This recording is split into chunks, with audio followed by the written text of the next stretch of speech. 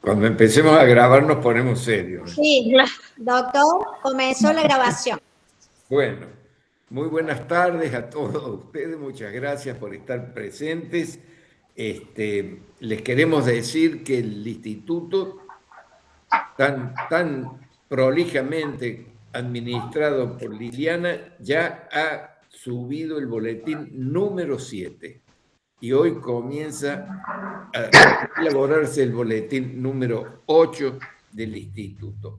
Así que nos preparemos todo para exponer y quedar así como una fuente de consulta muy conveniente. El doctor Leonardo Massimino nos acaba de comunicar que el día 27 de agosto va a estar en Córdoba el doctor Patricio Salmartino presentando una obra extraordinaria que se llama Administración y Justicia, Amparo y Administración, y nos recomienda que asistamos todos. Ya nos va a dar el aula en el que se va a llevar a cabo la presentación de su libro.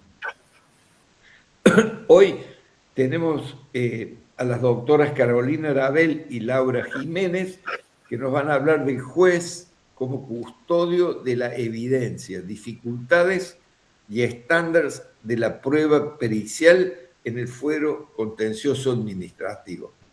Así que, sin más, estimadas profesoras, le vamos a dar el uso de la palabra al finalizar la exposición.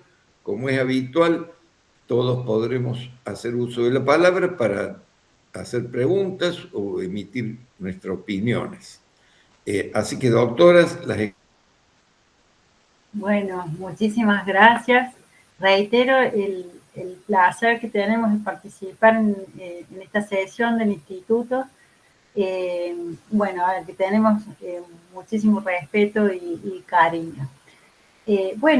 Como había anunciado el doctor Palazzo, el título de esta exposición es precisamente el juez como custodio de la evidencia, dificultades y estándares de la prueba pericial en el fuero contencioso administrativo.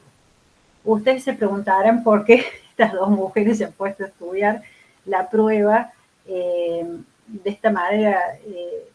Bueno, en realidad el origen o el interés por el tema surge a partir de un programa de capacitación sobre la prueba que desde el año pasado viene organizando el Centro de Capacitación Judicial Ricardo Núñez del Poder Judicial de Córdoba.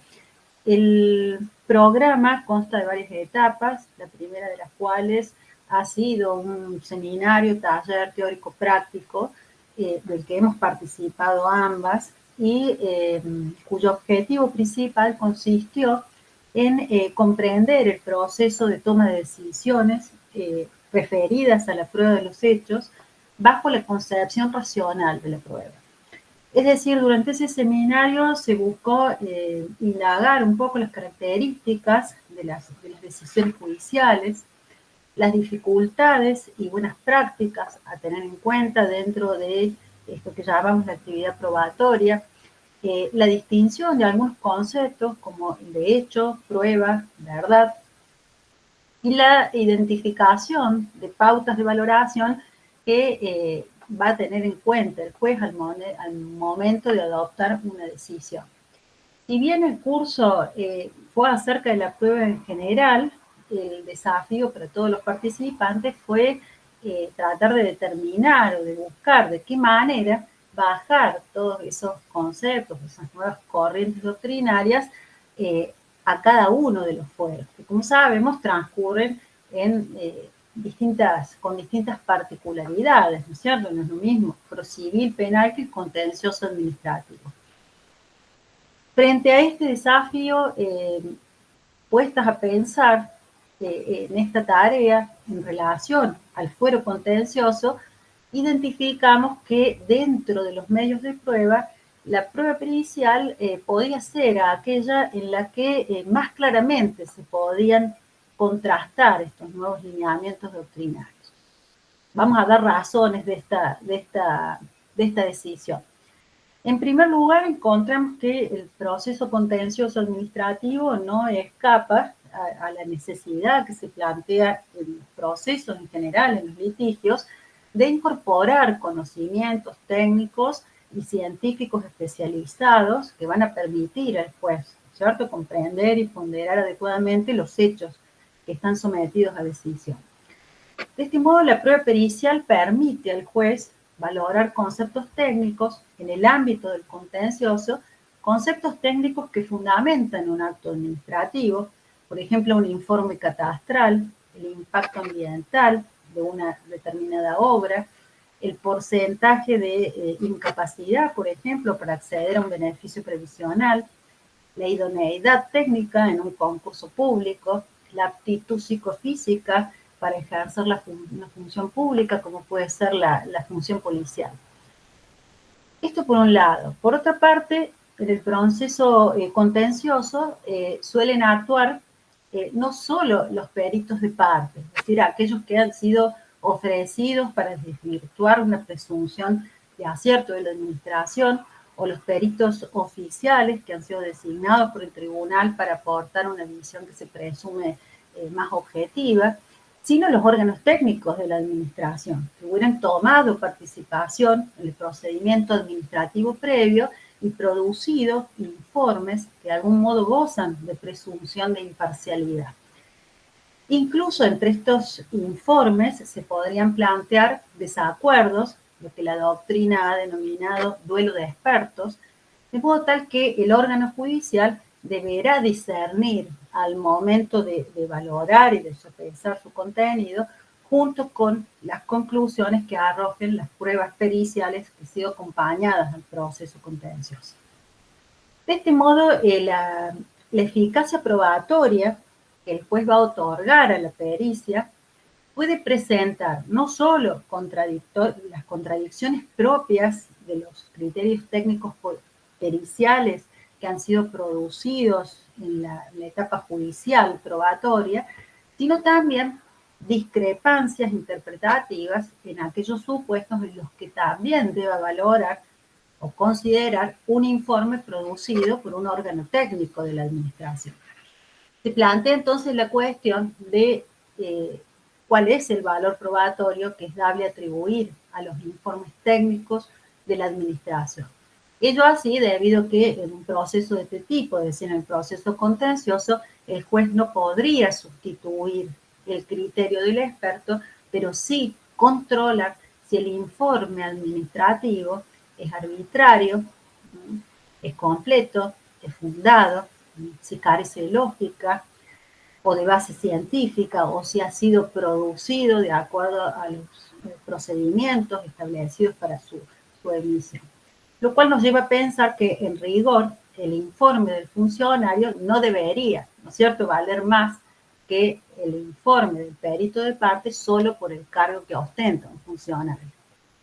Dicho esto, como para fundamentar, ¿no es cierto?, por qué hemos elegido el tema y cómo se presenta esta problemática con relación al fuero contencioso administrativo, nos parece necesario introducir algunas nociones que sabemos, conocidas por todos, pero sí nos parece de utilidad recordarlas a los fines de sustentar un poco estas ideas que vamos a compartir con ustedes.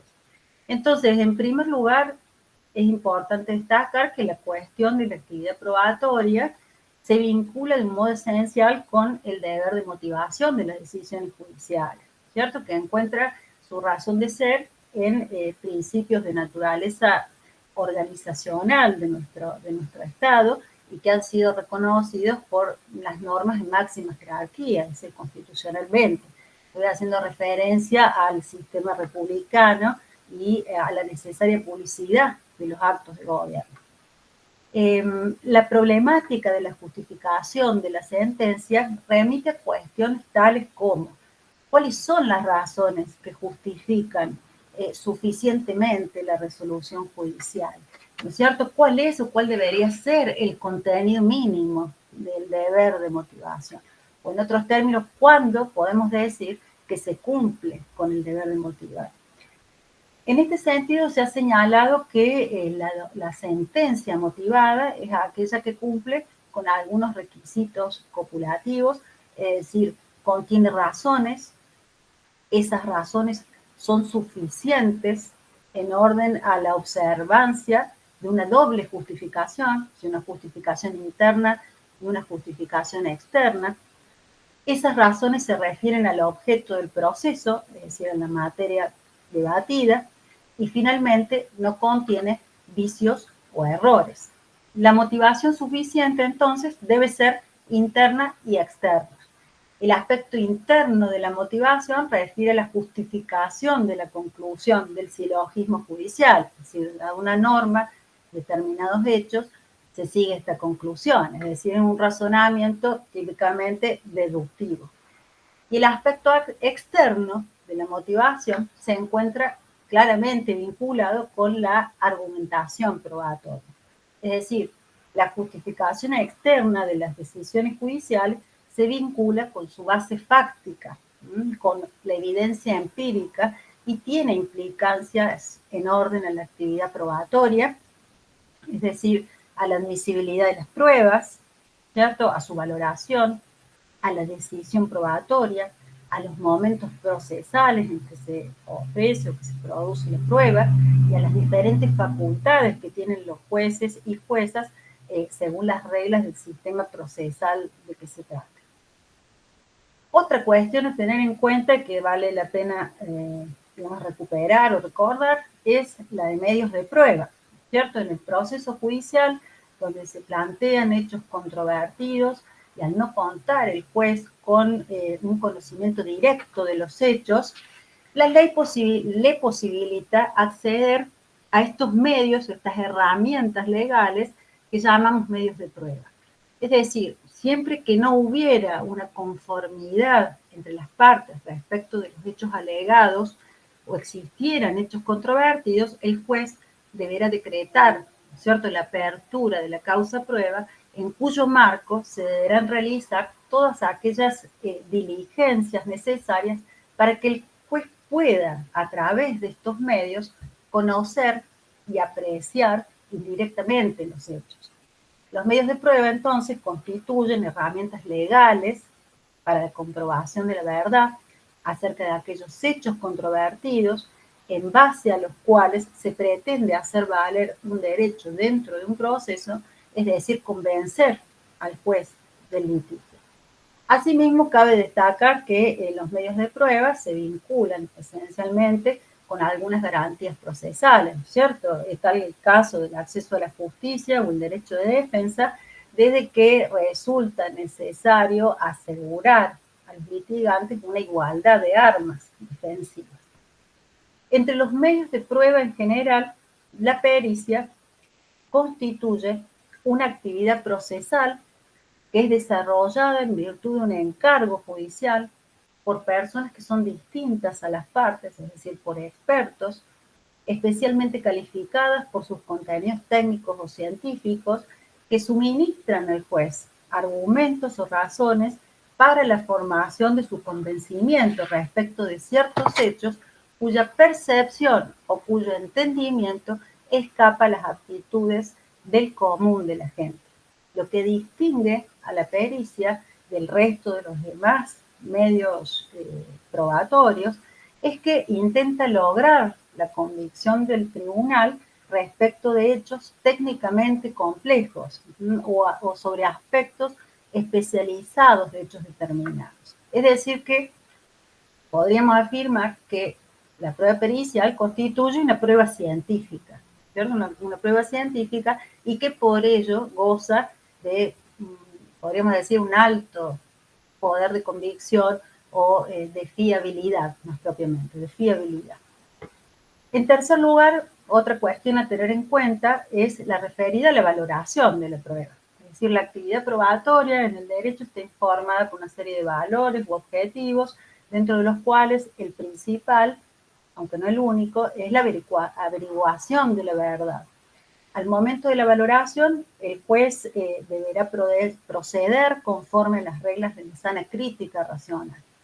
La Corte ha hecho referencia a la sana crítica ha dicho que implica la aplicación de un método racional de la valoración de la prueba basado en principios de lógica, experiencia y razonabilidad, rechazando decisiones arbitrarias o carentes de fundamentación suficiente.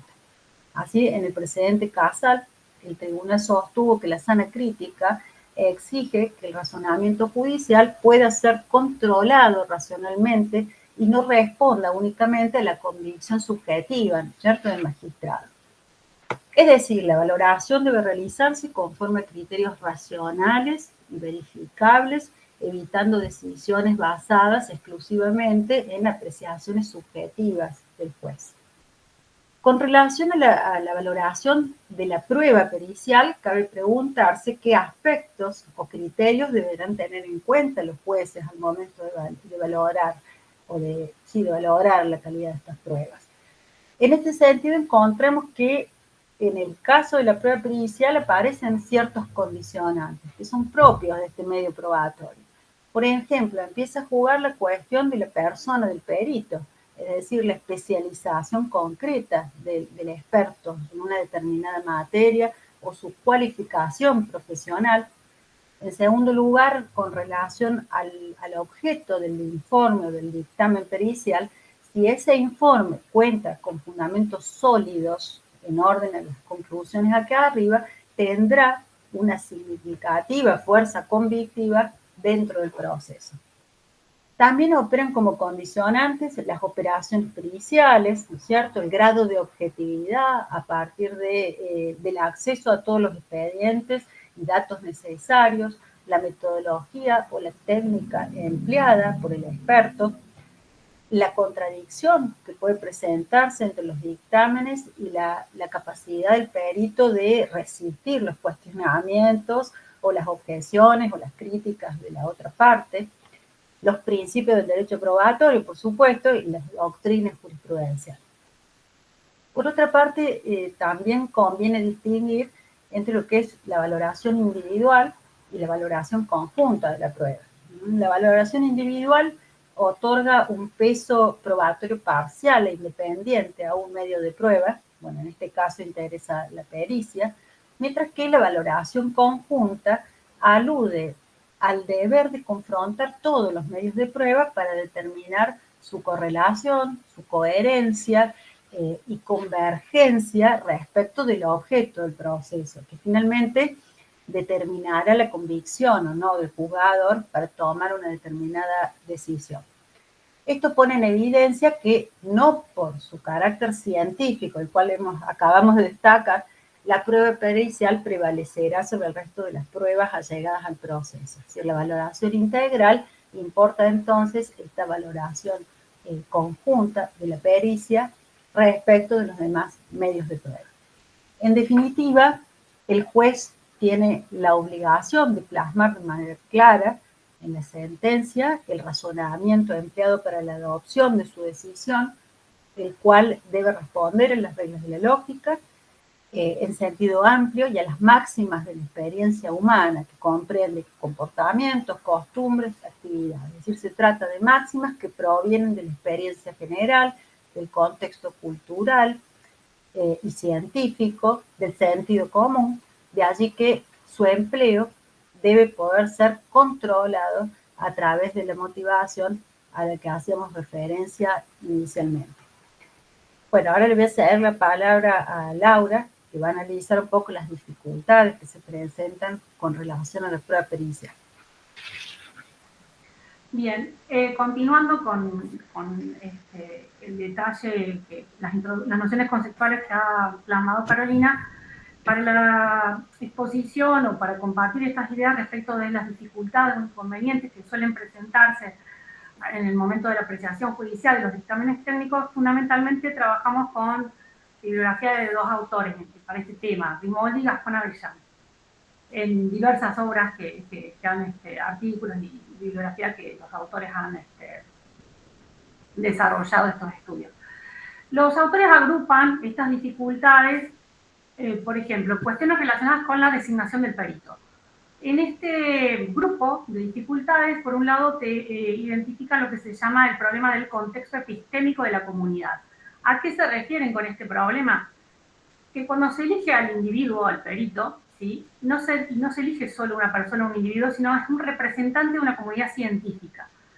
Y allí la dificultad radica en que el sistema judicial no siempre sabe identificar las ramas científicas que tienen las metodologías realmente válidas y cuáles son pseudociencias y toda la comunidad científica que viene detrás de ese perito que resulta elegido para intervenir en ese proceso. Otro inconveniente en este grupo tiene que ver con la ausencia de filtro de confiabilidad previo. ¿Cuál es el peligro que identifican acá los autores? Designar peritos basándose solamente en títulos formales, ya que en los procesos de selección tradicionales no se evalúa si ese perito que va a resultar seleccionado domina las técnicas científicas, las más actuales, las más fiables, si tiene la experiencia suficiente. Pensemos en un método de selección que sea a través de un sorteo que tiene en cuenta un listado de profesionales inscritos, solamente, ¿sí? Hay otro grupo de dificultades relacionadas con la producción del informe, ¿sí? Una serie de dificultades tienen que ver con el sesgo de los expertos al elaborar las conclusiones. Los peritos suelen redactar informes usando un lenguaje técnico, particular, específico, ¿sí? Eso a veces dificulta la comprensión del dictamen, dificulta la comunicación con el juez y con las partes, ¿sí? Esa falta de claridad técnica en el informe puede provocar interpretaciones erróneas o limitar la posibilidad de control adecuado por parte del juez o de las partes que tienen que hacerse eco de ese informe también para defender sus derechos, ¿verdad? Las declaraciones individualizadoras o categóricas es otra de las dificultades que se encuentra. ¿A qué se refieren con estas declaraciones individualizadoras o categóricas? Los autores observan que muchas veces los peritos expresan sus conclusiones de manera absoluta, como una verdad absoluta. Esto coincide 100%, esto es así, lo afirman de manera indubitable, pero la realidad muestra que la ciencia forense, los resultados en la ciencia forense generalmente se basan en juicios probabilísticos y estadísticos, ¿sí? No en verdades absolutas y totales. Otra serie de problemas tiene que ver con la transparencia metodológica.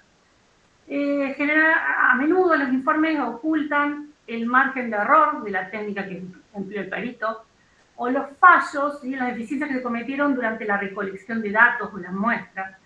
Es un problema muy habitual esta insuficiente fundamentación en el dictamen pericial, no solo en cuanto a la metodología, explicar cuáles fueron los métodos, explicar cuáles fueron las operaciones que se realizaron, las razones científicas de las conclusiones, todo eso, en cuanto no esté explicitado en el informe pericial, va a dificultar la valoración por parte del juez conforme las reglas de la sana crítica, y a veces esto hace que pierda fuerza, ¿sí? Por una falta de comprensión.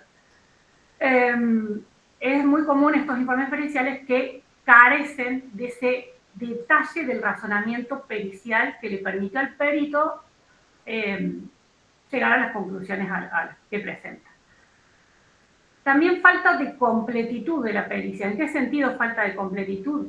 ¿Por qué? Porque la actuación del perito presenta una información incompleta o parcial porque tenía la información y no la consideró, o porque no la tuvo a disposición. Entonces acá estamos ante un problema de falta de completitud de la pericia. En este caso, los autores identifican, como les decía, supuestos en los cuales la información sobre los hechos del caso es incompleta, y también hay algunas otras situaciones en las cuales el experto parte de ciertas predisposiciones teóricas al momento de cuáles son la información que toma, los datos que toma para realizar esta pericia. Luego hay un grupo de cuestiones relacionadas con la valoración del juez. El primer problema que identifican es el problema que denominan de la deferencia judicial. Este problema de la deferencia judicial alude a aquellos supuestos en los cuales el juez asume las conclusiones del perito como si fueran un dogma de fe, ¿sí? Atento, las dificultades técnicas, la complejidad para racionalizar las decisiones, el juez lo toma como atento a la autoridad del perito, la experticia en la materia, es como condescendiente con esa información que presenta el perito. Los autores analizan que esta deferencia judicial puede obedecer a distintas causas. Puede ocurrir que nos encontremos con operadores jurídicos que tienen escasa cultura científica. Puede deberse también a ese aura de objetividad que tienen los informes periciales, ¿sí? La complejidad del lenguaje técnico que emplean los peritos. Pero bueno, marcan este grave riesgo que se genera por esa excesiva dependencia del juez respecto del criterio técnico del perito, ¿sí?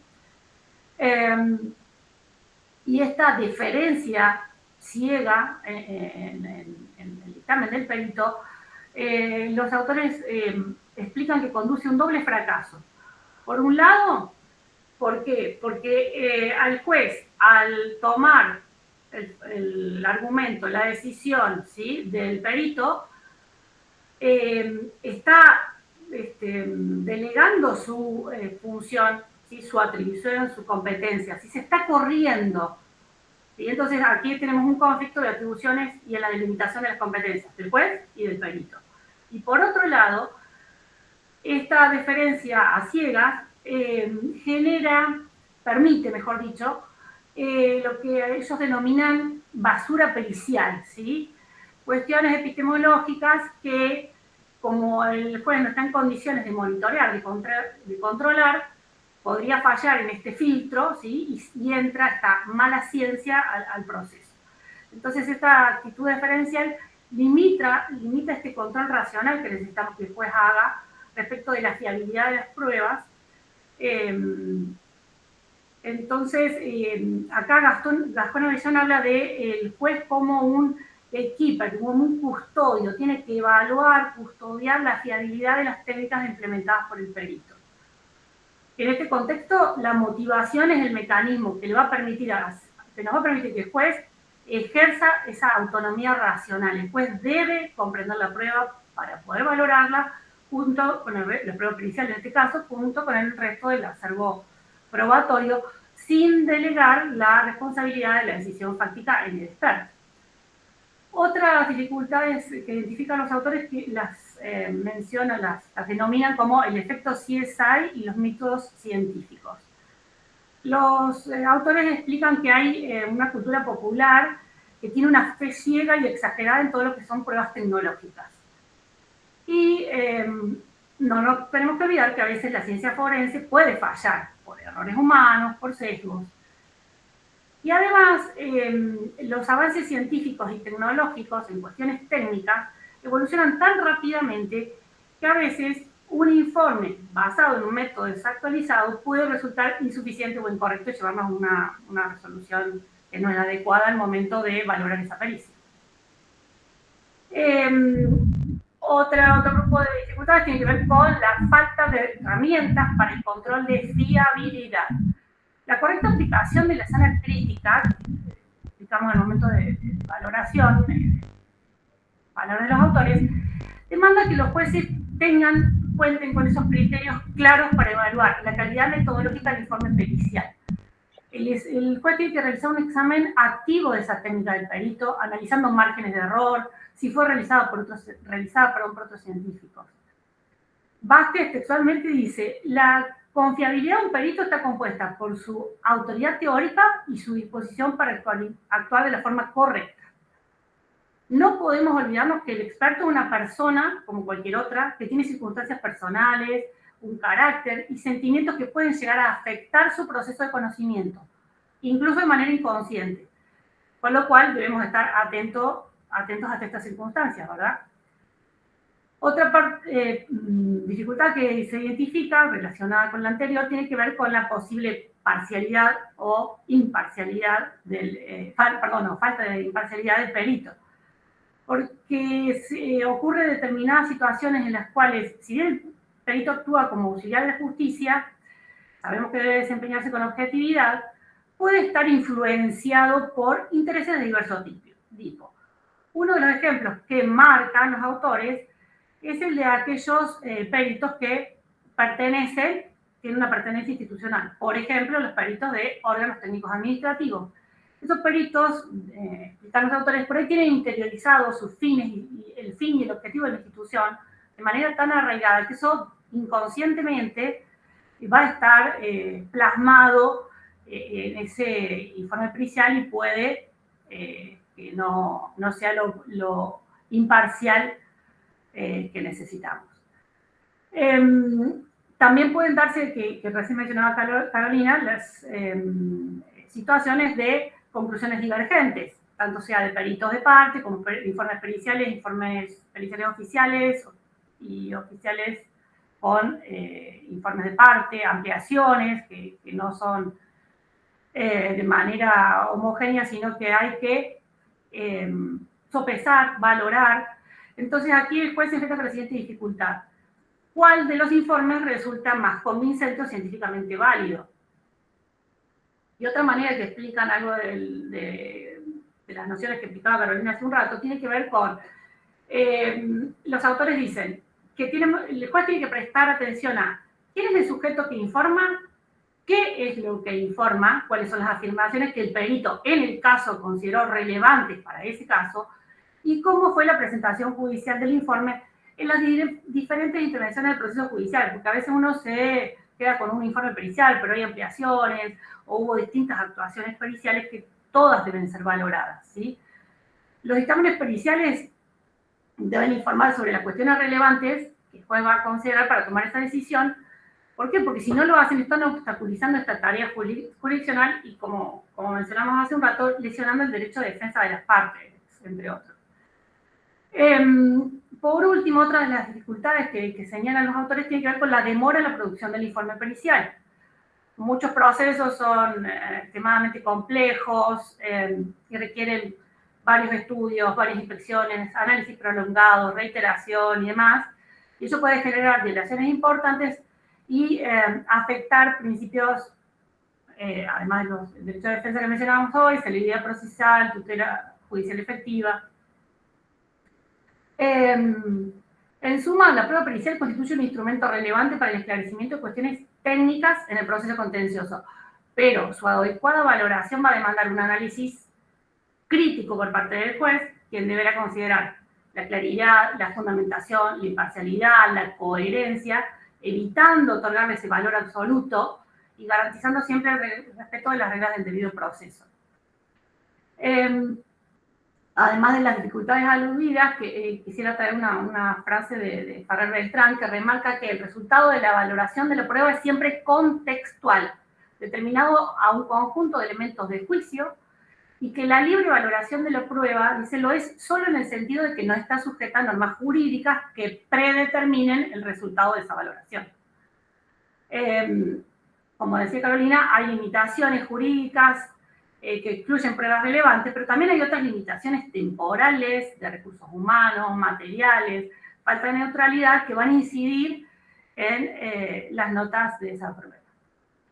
Bien, desde esta perspectiva, vamos a entrar en la segunda parte de esta charla, que tiene que ver con, a partir de un muestreo de fallos, hemos tratado de identificar algunos estándares, ¿sí?, en los distintos fallos de la Sala Contencioso Administrativa, la oportunidad de resolver controversias planteadas, pero focalizando en cuestiones relativas a la prueba pericial en concreto. Tratamos de identificar y sistematizar los criterios adoptados en los casos donde la decisión, la justificación de la decisión está estrechamente vinculada con esos informes periciales contradictorios, deficientes, etc. Así que bueno, vamos a continuar con Carolina en la primera parte del análisis de fallos.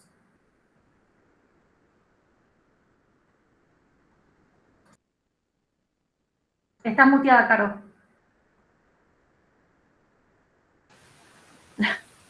Bueno, no escucharon las macanas que dije. Bueno, pasamos al análisis jurisprudencial. Entonces, la pregunta que guía este análisis consiste sustancialmente en qué medida el juez está sujeto a los dictámenes periciales.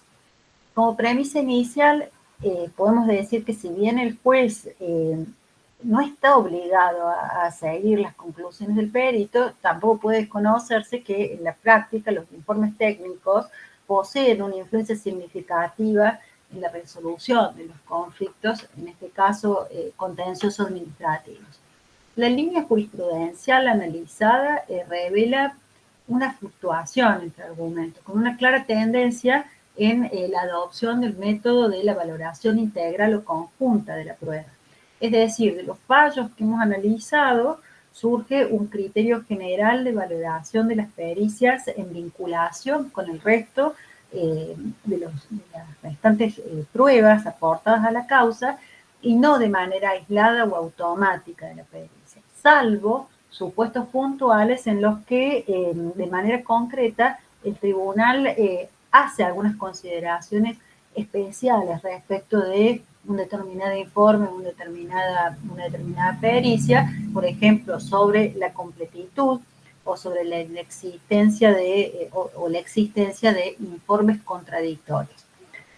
En este camino, entonces, vamos a compartir una serie de fallos que hemos seleccionado.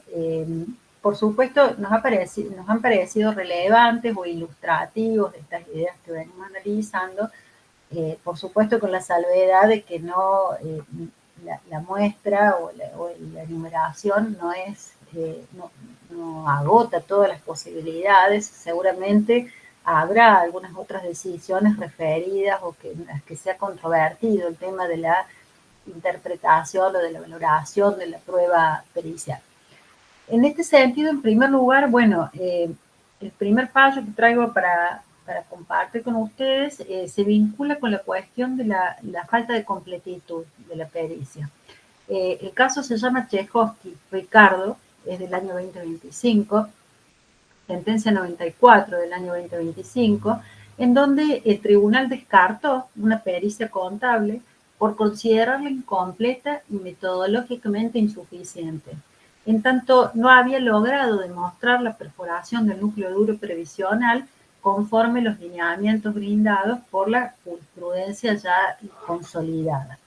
Es decir, la pericia contable practicada resultó o fue considerada inadecuada porque al analizar si se había perforado el núcleo duro previsional, soslayó que no es legítimo trasladar a todos los rubros percibidos por un agente activo sin mediar un análisis de las normas que motivan cada uno de ellos. Es decir, resultaba necesario, dijo el tribunal, que la parte actora demostrara cuáles eran los conceptos remunerativos, ¿cierto? Y no remunerativos percibidos por los activos con el mismo o similar cargo que ostentaba el beneficiario, en este caso el señor Tchaikovsky, y que por lo tanto era pertinente trasladar al haber previsional.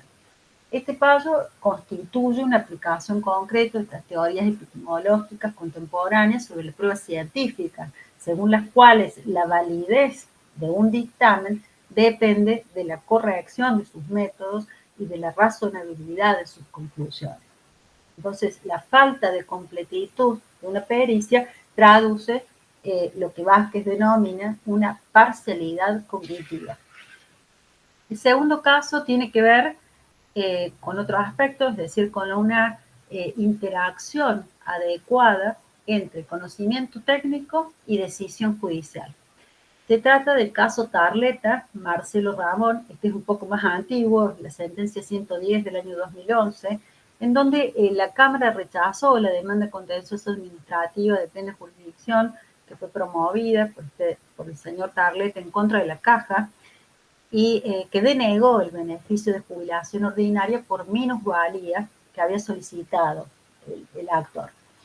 En primera instancia se desestimó el reclamo haciendo una simple sumatoria de las incapacidades que tenía el actor, siendo que cumplía, ¿cierto?, con el requisito de los años de servicios exigidos y a la vez había quedado demostrado que en los últimos 10 años de actividad había desarrollado su labor en condiciones de disminución física, ¿no? Disminución física que tuvo su origen en una lesión ¿cierto?, de carácter progresivo, permanente e irreversible que había sufrido este señor en su infancia, es decir, a los 8 años, aspecto que no había sido examinado en la demanda, por la demandada, es decir, por la caja, ni tampoco por la Cámara que previno, la Cámara interviniente.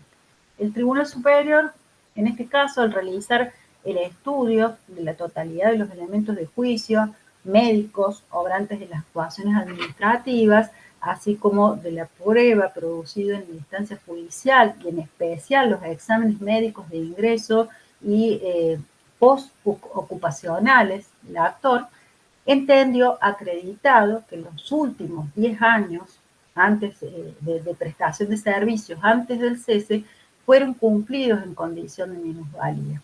Por ello, entonces, aplicó la fórmula médica de capacidad residual, ¿cierto?, como un criterio más idóneo para calcular el porcentaje de incapacidad del señor Tarleta, y en general en materia previsional, sin que entendió que no correspondía efectuar una simple sumatoria de las distintas incapacidades ocasionadas por dolencias diversas, porque esto implicaba una valoración, un análisis de su persona fragmentada, ¿no es cierto?, o parcializada. Entonces, el fallo evidencia una utilización racional de la ciencia dentro del proceso judicial y constituye un ejemplo de interacción adecuada entre conocimiento técnico y la decisión jurisdiccional que finalmente se adoptó.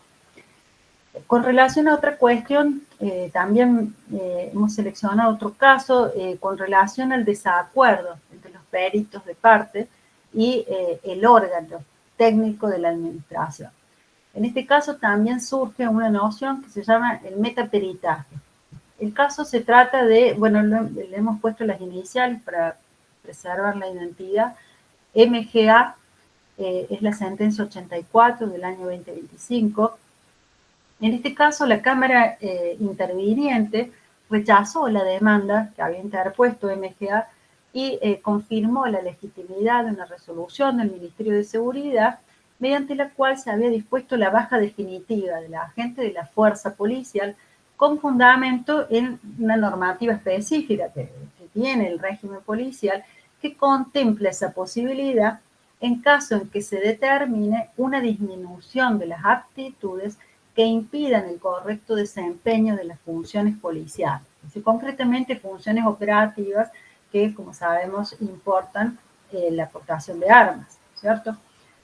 La cuestión probatoria se refirió a la acreditación, entonces, de la existencia de la disminución de esas aptitudes para ejercer tareas normales de la función policial y no a aquellas meramente administrativas o no operativas, ¿cierto? Las que deben ser siempre provisorias. Estas tareas no operativas o administrativas son provisorias y con fines a que, una vez superada esta falta de aptitud, ¿no es cierto?, pueda ser reinsertado a las tareas propias de la policía. El Tribunal de Mérito confrontó distintos informes técnicos, pericia psicológica, oficial, dictámenes forenses, juntas médicas policiales, las pericias de parte, y realizó un análisis comparativo de la coherencia entre estos informes policiales. Pero ante el choque de opiniones, ante el choque de opiniones de la doctrina, que la doctrina denomina desacuerdos genuinos entre los distintos informes policiales, el tribunal dispuso como una medida para mejor proveer la intervención de un equipo forense judicial. Esto es lo que se denomina el metaperitaje, es decir, la posibilidad de acudir al informe de un comité de expertos neutral, mediante el cual, en el caso, la Cámara, en el caso concreto, la Cámara obtuvo la certeza que necesitaba, ¿cierto?, gracias a esta intervención de un tercero técnico calificado, y terminó confirmando, en definitiva, el criterio que había sustentado la Junta Médica en sede de la Administración. Es decir, la decisión demuestra que confirmada por el Tribunal Superior, demuestra que la valoración integral no implica aceptar la totalidad de las pruebas, sino ponderarlas críticamente conforme a su fuerza probatoria y compatibilidad también con el régimen jurídico aplicable. Con relación a la valoración integral y la importancia que tiene el tener en cuenta el contexto del caso, en la causa Iturres, María del Carmen, sentencia de este año, la sentencia número 1 del 2026, el tribunal confirmó que existía una falta de razonabilidad en la decisión administrativa al haberse denegado el beneficio de pensión con el único fundamento de la insuficiencia del grado de incapacidad, sin reparar en el estado de necesidad integral en que se encontraba inmerso el accionante. Es decir, la valoración conjunta de dictámenes de juntas médicas, informes psiquiátricos, historia clínica y pruebas socioeconómicas permitió reconocer que el actor o actora se encontraba en una situación de vulnerabilidad, ¿cierto?, que no surgía exclusivamente del porcentaje pericial de incapacidad. Entonces, este precedente demuestra que la prueba pericial debe integrarse dentro del contexto general del caso y no ser considerada de manera aislada o matemática. Es decir, como lo había señalado Laura, el resultado de la valoración de la prueba es siempre contextual, es decir, referido a un determinado conjunto de elementos del juicio. Bueno, finalmente, con relación a lo que es la fundamentación y claridad técnica de la pericia, seleccionamos tres casos rápidamente. En primer lugar, Príncipe de Chanique Lidia, sentencia 119 del año 2008, en donde el tribunal prefirió las pericias judiciales por sobre los dictámenes administrativos, debido a que consideró que aquellas, las pericias judiciales, contaban con una mayor fundamentación y una mejor claridad técnica que estos últimos. Es decir, esta decisión resulta plenamente compatible con la doctrina que sostiene la necesidad de evaluar la claridad explicativa a los fines de, digamos, del conocimiento experto, a los fines de generar una convicción en el ánimo del tribunal. Finalmente, en el caso Obra Social de Petroleros, la Cámara había descartado una pericia contable y en su lugar presumió que esta institución, la obra social, lucraba con actividades de tipo farmacéutico sobre la base de tener en cuenta solo que tenía un local a la calle. El Tribunal Superior revocó esa decisión, recordando la doctrina de la Corte Suprema, según la cual para apartarse de un dictamen técnico válido deben existir razones objetivas y serias, es decir, no meras instituciones o una valoración subjetiva de la litis ajena a los elementos de juicio incorporados al proceso. Bueno, Laura, entonces, si quieres continuar con el análisis de los fallos. Bien. En una causa Ramírez, también otra causa seleccionada, la sentencia de Cámara, el tribunal entendió que había inobservado el principio lógico de razón suficiente porque había descalificado en base a una apreciación parcializada y había prescindido de la totalidad de los elementos de juicio, en particular las pericias judiciales oficiales. Además de hacer hincapié en el deber de motivación, el deber constitucional y hacer referencia al 155 que mencionábamos al principio de la exposición, el Tribunal Superior entendió que en la causa había prueba aportada en sede penal, que también fue acompañada en esta causa, y tenía carácter dirimente porque por la inmediatez con el hecho generador de las dolencias que presentaba el actor, un informe técnico de cooperación del Poder Judicial, un certificado del Hospital de Clínicas, etc. Todo ello, esta serie de pruebas periciales, dotaban de una mayor fuerza convictiva a los elementos de juicio valorados por los peritos oficiales, quienes concluían en la incapacidad laboral del actor, ¿verdad? Entonces, en este caso, los dictámenes deberían adquirir una prevalencia sobre las conclusiones a las que había llegado las juntas médicas de la caja en sede administrativa, que también habían sido ponderadas, pero el punto acá está en la valoración de los dictámenes, de los informes de la junta, ¿sí? Y qué fiabilidad tiene uno y otro y qué valor convictivo en el caso concreto. Que identificamos acá la postura de Carbonell respecto de la necesidad de motivar racionalmente la preferencia por determinadas conclusiones periciales por sobre otras. En otra causa, Morandín, también bastante reciente, del año 2025, la Cámara no había ponderado la ampliación de la pericia oficial ordenada por ella misma como medida para mejor proveer. En el caso se trata de una situación en la que se cuestiona que había omitido la valoración conjunta de toda la prueba técnica con la que contaba el tribunal. Y eso había afectado la debida fundamentación de la decisión judicial. Se trata de un caso de omisión de prueba dirimente con la influencia decisiva para arribar a la conclusión adoptada. Entonces, observamos esta necesidad de controlar críticamente las inferencias del experto y analizar el dictamen en concordancia con el resto de las pruebas del expediente. En otra causa, también de López del 2025, la Cámara había valorado de manera conjunta informes periciales, psiquiátricos, médicos, laborales, traumatológicos, para determinar la existencia o no de la incapacidad del actor, necesario para acceder al beneficio correspondiente, y había desestimado las observaciones del perito de control al entender que carecían de fundamentos científicos suficientes. Es decir, el tribunal no se limitó solamente a aceptar mecánicamente una pericia, sino que evaluó la solidez técnica y la coherencia interna de los distintos informes con los que contaba la causa, ¿sí?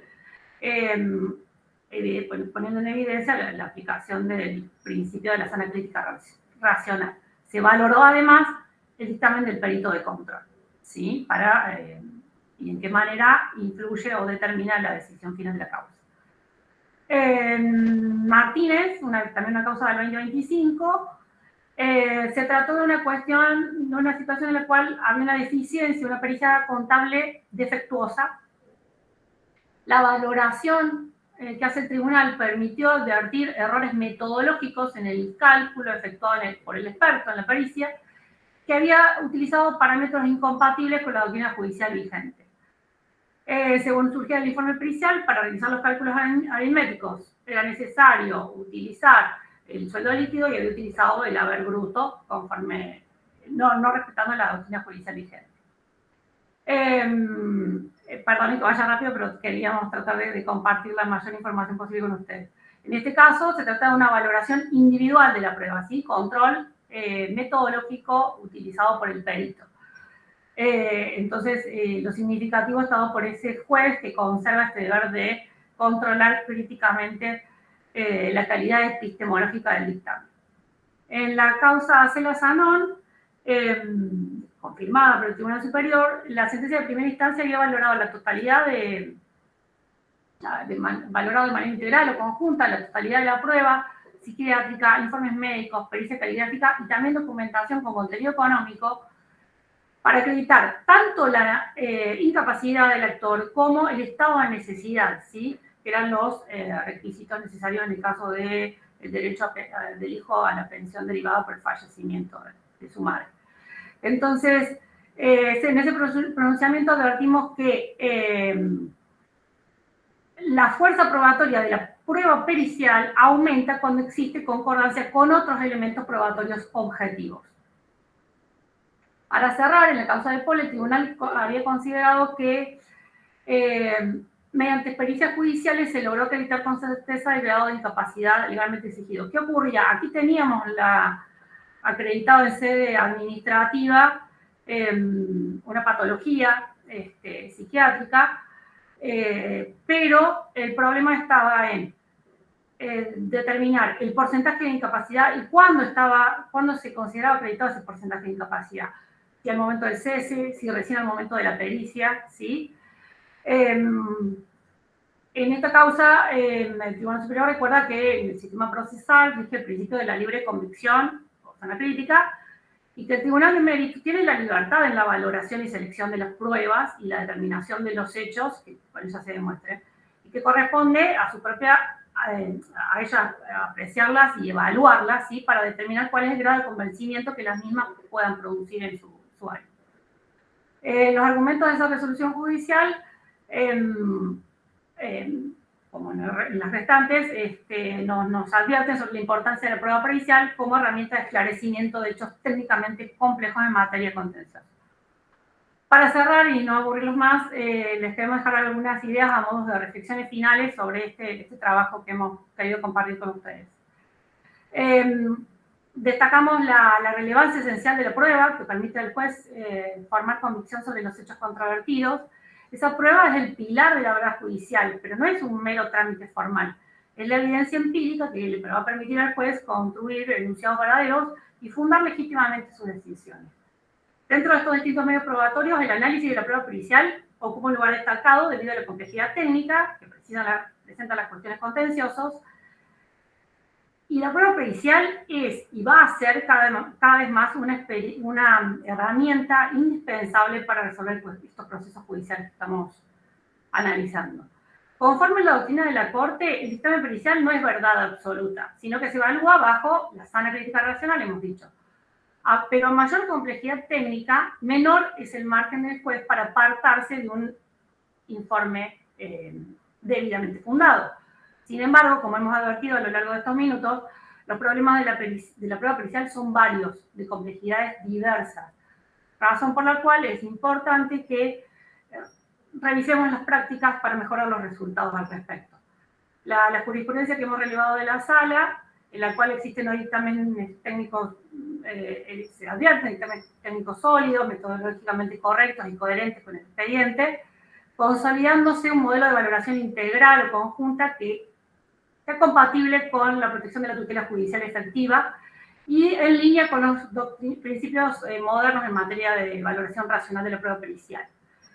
Dado que en general podemos advertir que los jueces no tienen información científica especializada sobre todas las materias, es imprescindible esta cooperación activa entre la comunidad jurídica y la comunidad científica, ¿sí? Para que haya un intercambio y colaboración entre las partes. Por último, compartimos con ustedes una frase de Carbonell Velorio. Dentro de la justificación de las decisiones judiciales, la motivación tiene esta función de control, tanto por parte de otros jueces superiores jerárquicos como por parte de los ciudadanos. En este sentido, solo si se puede dar por probada una cierta situación de hecho o cierta circunstancia, es legítimo poner en acción el derecho. Muchas gracias por tu tiempo.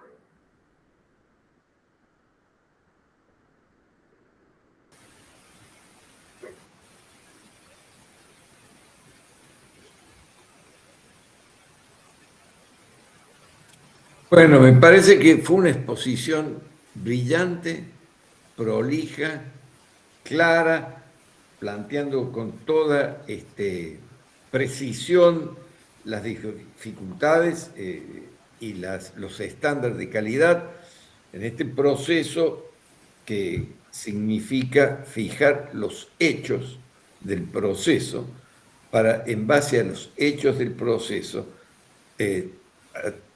la atribución o las consecuencias jurídicas de esos hechos así determinados. Y cómo el informe o el dictamen pericial hecho por un técnico idóneo tiene un valor relevante, pero debe cumplir con todas las exigencias y condiciones que muy bien han expuesto las doctoras, y por supuesto que siempre está sujeto al criterio del juez, que es soberano en la valoración y el encargado de dar la justificación y la fundamentación a su decisión. De manera que las felicito sinceramente, les agradezco, me pareció magnífica la exposición, y ahora abrimos entonces a la participación de todos los presentes que quieran hacer uso de la palabra.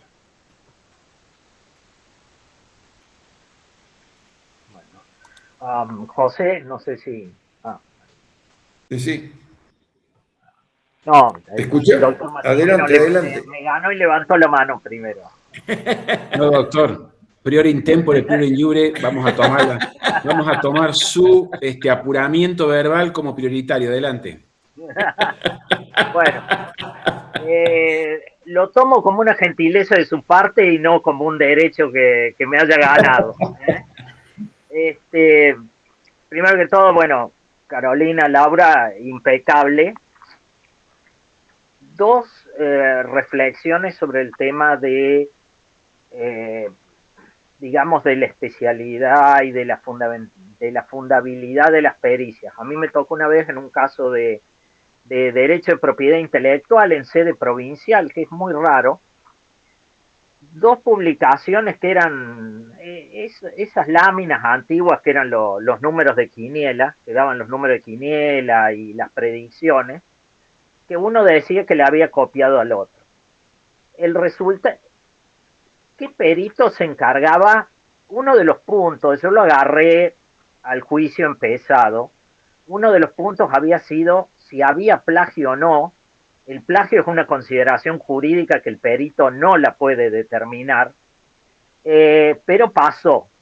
No solo eso, sino que el perito, que mandaron a alguien que era licenciado en informática, o sea, para ver dos imágenes de números y figuras tipo cartel, ya la especialidad estaba medio tomada de los pelos.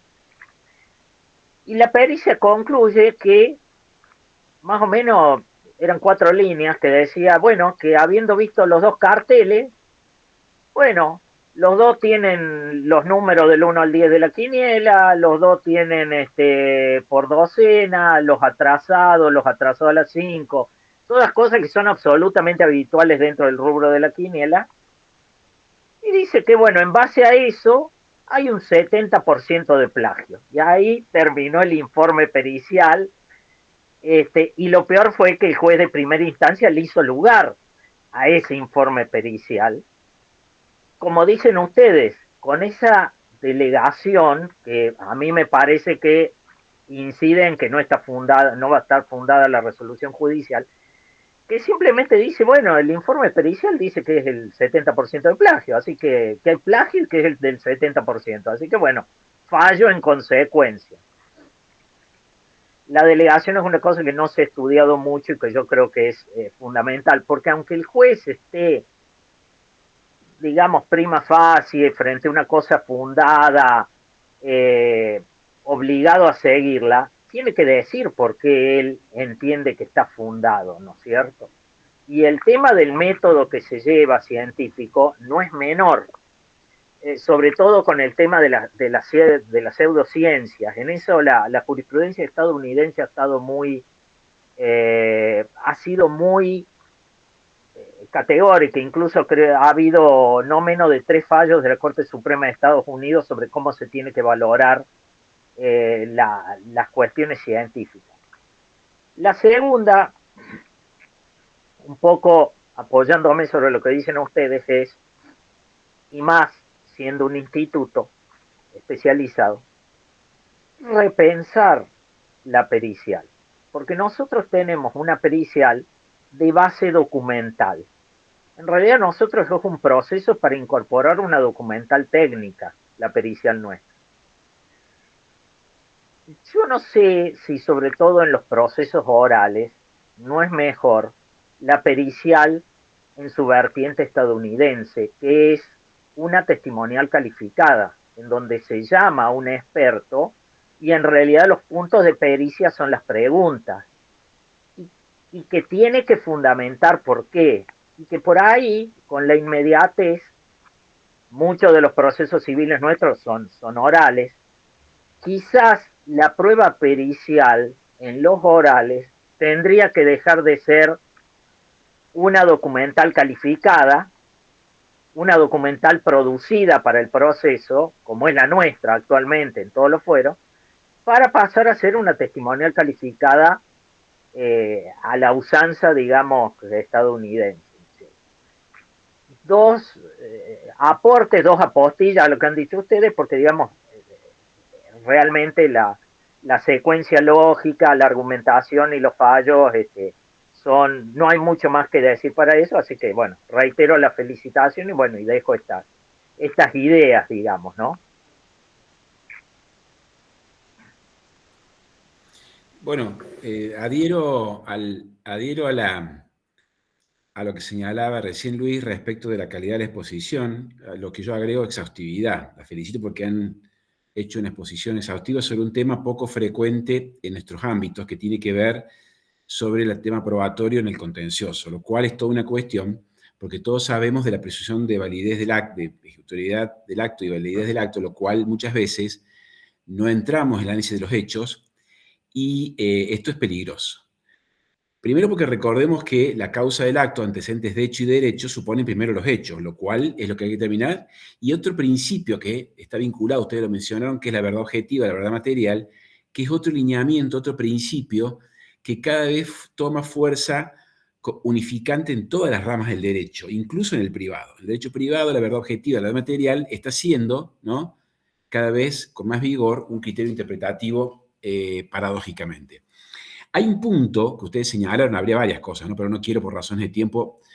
Hay un punto que tengo siempre mis reparos o mis cuestiones, que es esta. Las cuestiones muy complejas, el juez toma, por supuesto, con los fundamentos, el dictamen. En ese punto siempre sostuve y pienso que esto no es tan así. ¿Y saben por qué? Porque no puede haber ninguna parcela ni porción fáctico que quede al margen del control judicial. Esto es una deferencia que me parece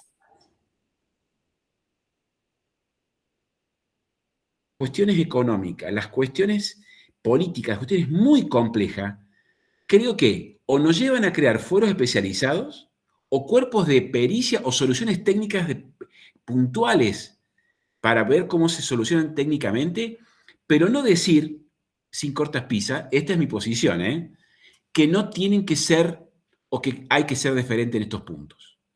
Recuerdo cuestiones tarifarias sumamente complejas. Bastaba que un perito propuesto por las partes, sobre todo la pericia oficial, reprodujera lo que decía el acto administrativo para que después luego el juez dijera, tomo el dictamen pericial oficial. Hay cuestiones también ambientales, fíjense la paradoja, otra paradoja que deriva de esto. Hay un estudio de impacto ambiental, tema complejísimo, que sabemos que la ley de ambiente le da al informe de una autoridad pública el mismo valor que una pericia. En la práctica eso todavía no he visto presente de la Corte ni ningún superior tribunal de justicia que lo haya tomado como tal. Cuando en el fuero, en algún caso puntual, se le quiso dar ese valor, la parte obligó a la realización de una pericia. Y acá viene una paradoja. Tenemos un estudio de impacto ambiental realizado por 5 profesionales y basta que la pericia luego, por el dogma de la pericia, un técnico perito, por lo que dijo, es la regla de reconocimiento de Hart, ese perito tenga más valor que el estudio de impacto ambiental realizado con muchos otros controles. Es decir, es un tema, repito, sumamente complejo, pero en las cuestiones complejas. En las cuestiones complejas.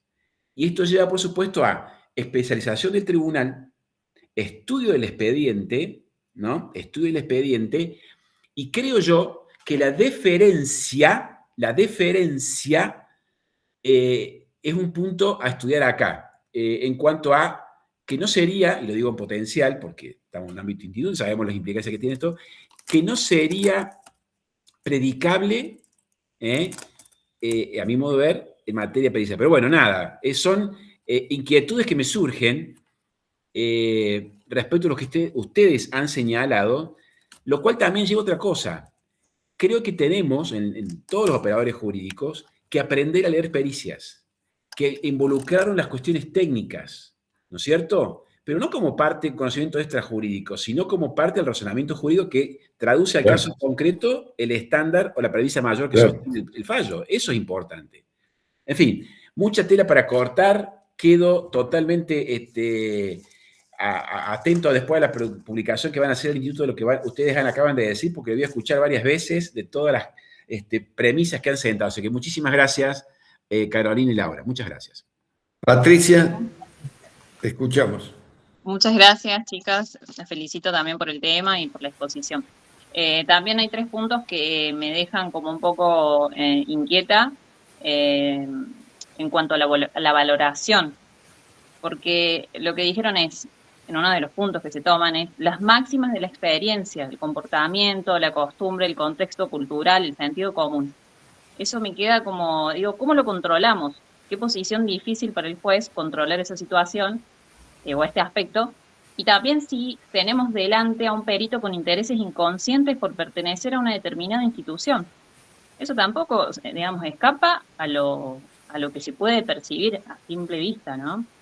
Y por otro lado, ya en la cuestión, cuando ya esto que decían del contexto del caso, de tener cuidado especial cuidado, ¿no? Y por la complejidad que puede tener una situación o una pericia que es sobre una persona y no sobre un objeto. Por ejemplo, pericia psiquiátrica no es lo mismo que una pericia de contador.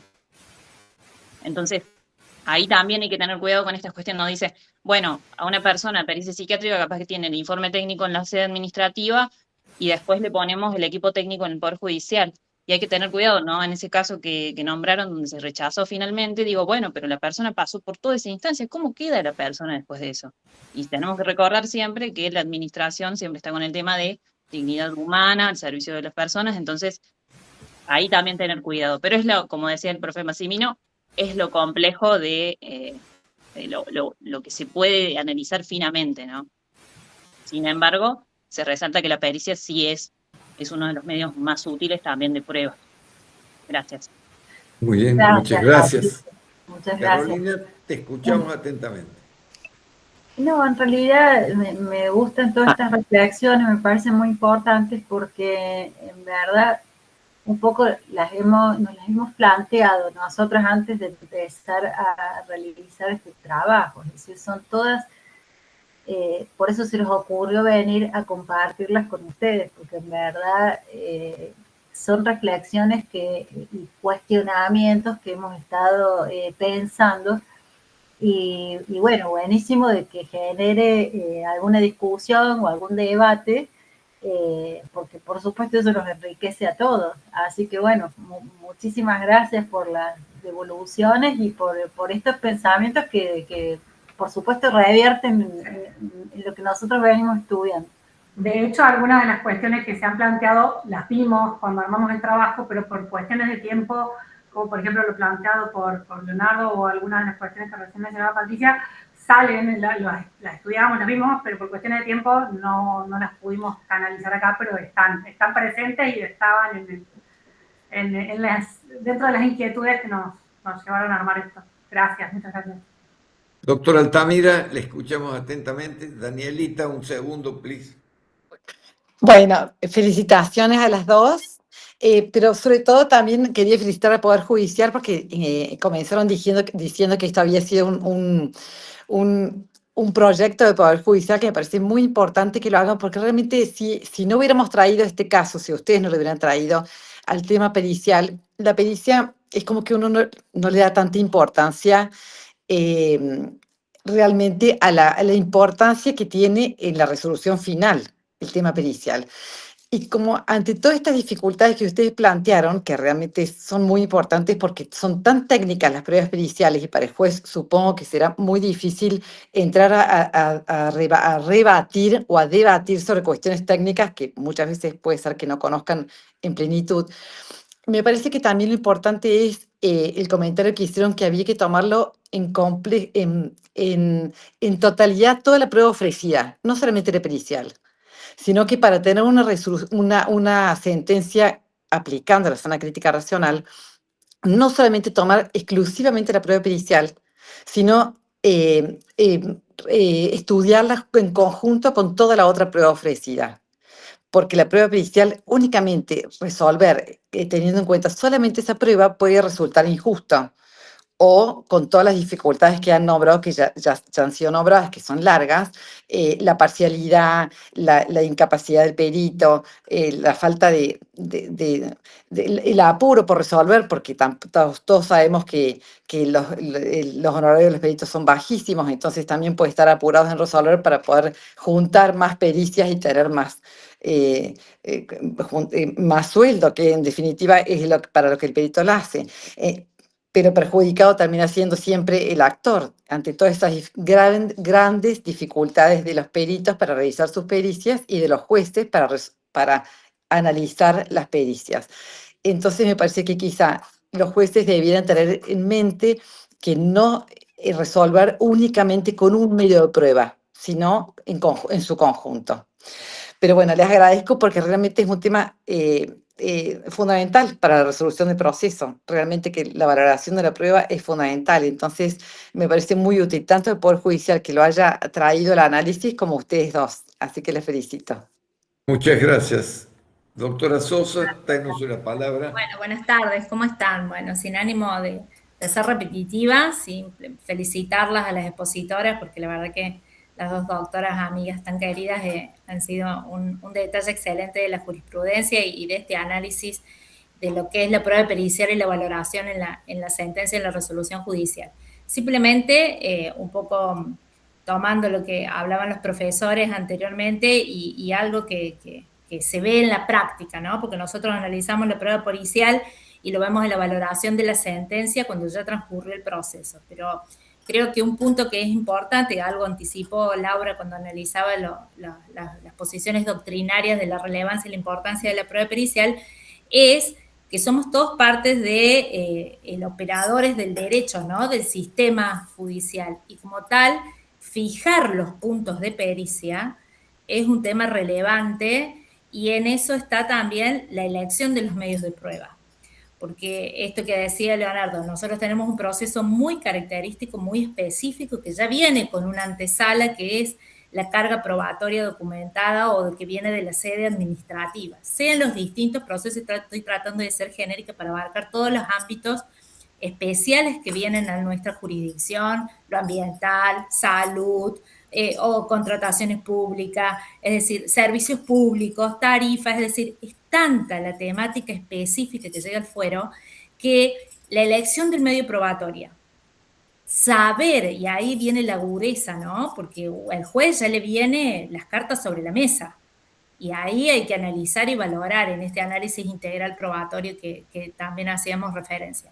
Pero determinar los puntos de pericia y ver qué es lo que se quiere probar, determinar cuál es el medio relevante, porque si no en el proceso se ve esto, que se ofrecen pruebas, que en realidad es una informativa como si fuera una pericia técnica, esto que hablaba Luis también de los distintos términos que se quieren llevar al proceso, los medios que se quieren llevar al proceso a través de la prueba pericial. Esto sí es una base documentada o verbal o testimonial, ¿sí? Informativa si se quiere en algunos otros casos. Entonces creo que la prueba pericial y la valoración de la prueba en todo el proceso contencioso administrativo requiere un análisis muy particularizado de este tipo de proceso y que claramente a futuro, a la suerte de lo que resulte el proceso contencioso en unos años, claramente la valoración de la prueba pericial en todos, desde sus raíces, desde que se plantea hasta cómo se valora, es un punto necesariamente que tiene que ser revalorizado en el proceso, porque justamente cada vez está más especializado, más técnico especializado en toda la práctica y la conflictividad que vemos de lo que decide y lo que a futuro puede llegar a decidir las administraciones públicas. Así que me parece un tema sumamente interesante, de suma actualidad y que realmente no ha sido estudiado quizás con la profundidad que debería tener. Así que muchísimas gracias, porque la verdad que han traído un tema que en la diaria se nos plantea permanentemente. Así que muchísimas gracias, chicas. Un fuerte aplauso para todos los participantes. Muchas gracias por el tiempo. Espectacular, ¿eh? Muy claro. Espectacular. Y ahora estamos todos convocados para hacer el curso, así que van a ser mi... Está bien. Así que vamos para adelante con eso. Bueno, un besito, gracias. que estén bien. Chao, gracias, chicas. Gracias. Felicitaciones. Gracias. Felicitaciones. Gracias. Muchas gracias.